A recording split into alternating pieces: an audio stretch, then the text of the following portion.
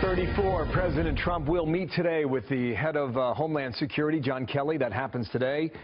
Kelly says the White House already making progress on immigration, reporting the number of those illegally crossing the southern border has dropped 40% in the first month of Donald Trump's presidency.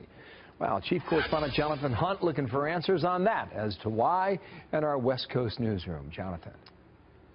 Good morning, Bill. The Trump administration says these new figures show that its tough on immigration policies are working, and the raw figures in this new report do appear to back up that claim.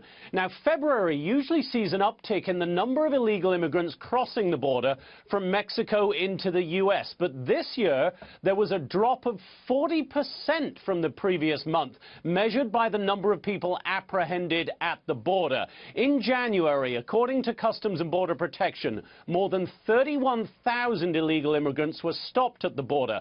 But in February, that figure dropped to just under 19,000. And administration officials say the sharp decline in apprehensions is a sign that far less people are trying to cross the border at the time of year that usually sees that uptick in the number.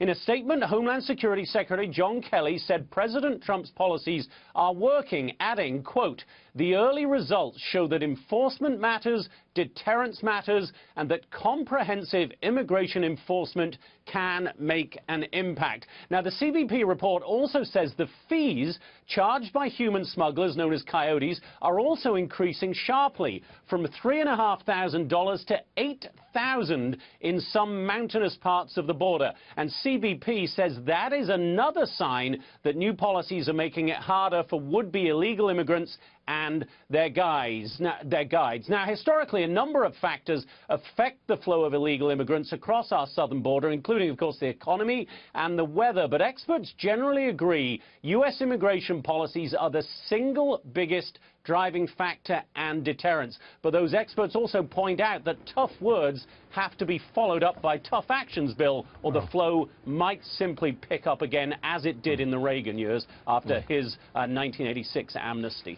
Interesting developments. Thank you. Jonathan Hunt, following that from L.A. Thank you, sir.